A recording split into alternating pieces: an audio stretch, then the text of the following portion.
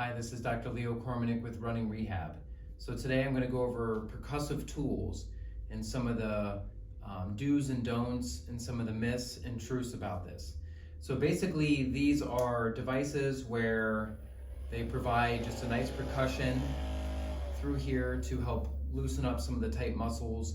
There's all sorts of different brands out there. There's Hyperice, there's Theraguns, there's all these knockoff brands. They're all basically the same thing, except for overall length and quality of the actual product. So that's about the only difference. So just get your hands on one of these, this will be good. The way this is really utilized is it should be most utilized for before working out, okay? So they're designed that when there is a pulse through the muscle vibrates and is shaken by the object, by the gun, and then eventually neurologically the muscle will let go, okay? So you as the athlete, you feel the muscle is really, really tight, the tool goes in there, pulses through it, and then neurologically the muscle lets go.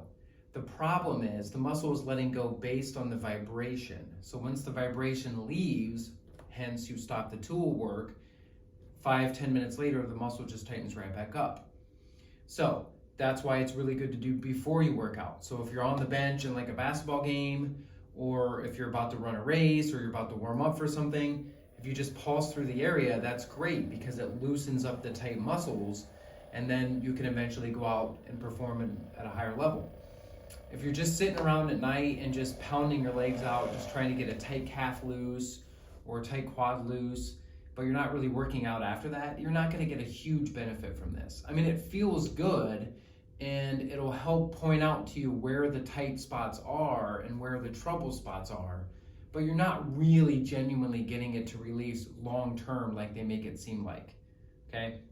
So again, it's best to do 5 to 10 minutes before you work out, hit all the major muscles, obviously go through the low back, go through the glutes, hit the quads, hamstrings, calves. Those are going to be your major ones. If you were short on time, go after the quads, go after the calves. Those are the two most important areas. Obviously, it feels good to have it done on your back too.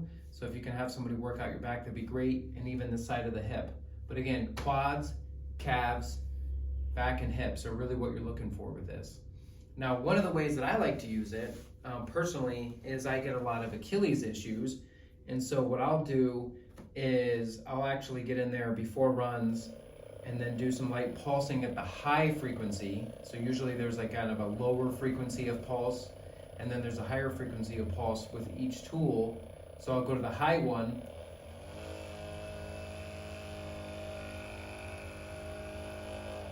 and I'll run it on each side of the tendon. That way I'm getting good blood flow to the tendon and getting the tendon to release. So again, there is value in all of these areas. One, it helps drive blood flow, and two, it does release the muscle tension, but only for a short period of time. So as long as you understand that it's best to do before you work out, or if you're in the middle of a game and you're sitting on the bench and you're trying to stay warm, that's perfect. But it's not meant to just like pound your legs out long term and get a full release. Okay, you're going to be duped if that's what you're looking for. So hopefully this helps. Again, the brand doesn't necessarily matter.